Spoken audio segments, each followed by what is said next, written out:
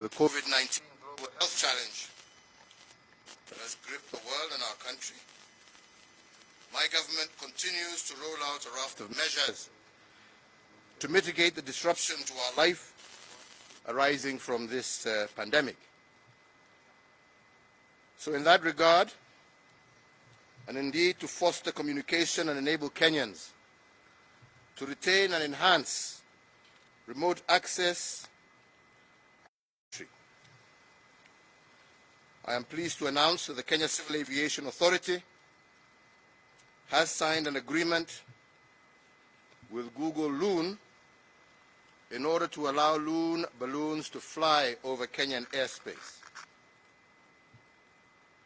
These balloons, which will hover well above our commercial airspace, will carry 4G base stations and have the capacity to provide wider signal coverage. This intervention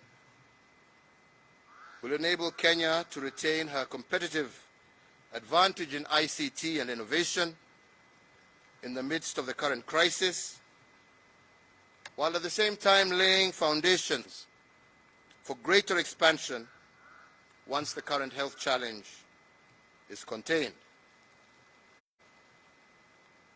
The development will also enable Telecom Kenya and Google Loon to start the commercial rollout of a 4G data network in our country.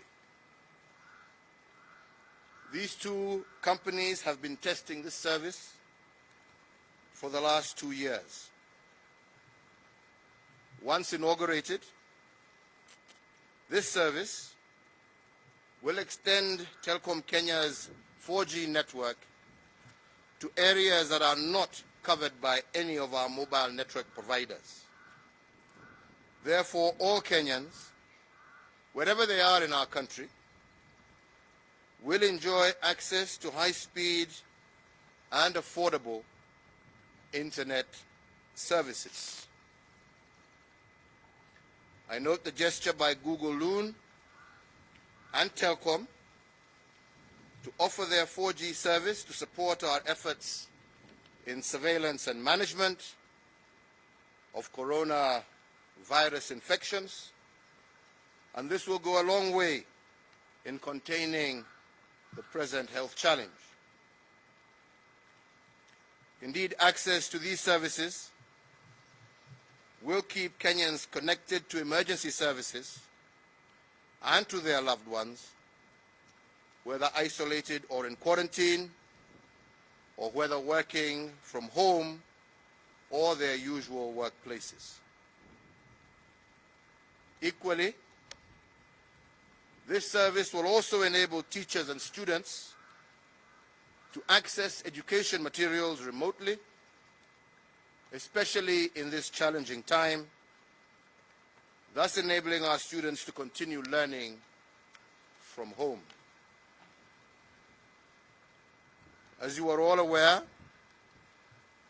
my administration has developed and is implementing a comprehensive lessons program for all our learners to access while safe within their homes. On that note, I want to continue thanking members of our fourth estate who have also agreed to adjust their own daytime programming to accommodate our children at home. The Google Loon and Telcom Kenya partnership allows learners in every corner of our country to continue learning through access to soft copy edition materials and assignments.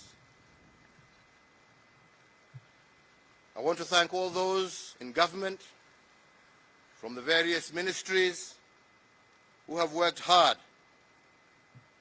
over the last 2 weeks or so to fast-track this process of approval,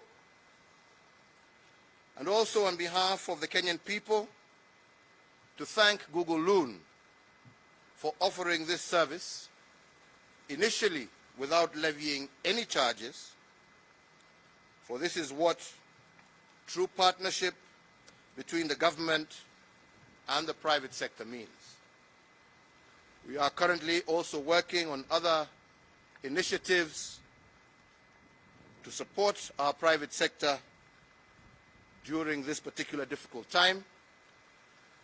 Most importantly, to ensure that they are able to continue to pay our hard-working Kenyans who have been employed by them. But we would also encourage that our companies and businesses do also that which they can to work with us and to support government during this particular period. The use of technology will increasingly become important. Only yesterday, the Kenyatta Diagnostic Center here at Kenyatta Hospital, where we have the CT scan center, we did, and it was the first to happen on the African continent using technology. They were able to remotely conference with 3 centers in China, one in Egypt, another in France, and also with Eldoret, Moi Referral Teaching Hospital, where they were able to exchange with professionals and clinical officers across the world to share both experiences and practical ways in which we can defeat this virus that is upon us. So the use of technology will continue to become increasingly important as we move forward. More updates on the state or our current state of the virus will be given later by the Ministry of Health in their regular daily briefings. But at this juncture, I cannot but continue to emphasize the need for each and every one of us to follow the protocols that have been laid out by the Ministry of Health. Most importantly, with regard to the danger posed to our population by people who flagrantly refuse to adhere to the laid down protocols. I want to once again and categorically reaffirm that the government will take the severest action against any individual who knowingly breach these laid down conventions and procedures and in turn put the rest of the population at risk. So I encourage you, each and every one of you, let us follow the guidelines as has been given by the Ministry of Health. Let us be our brother's keeper, let us be our sister's keeper, and I am sure that if we do this, we shall overcome this particular pandemic. As I said, in a few days' time, we shall also be having a further session with private sector where we shall be announcing a raft of measures that the government will take to support our businesses and to support our people during this particularly difficult time. I thank you all, and thank you all for coming. Asanteni sana. Thank you.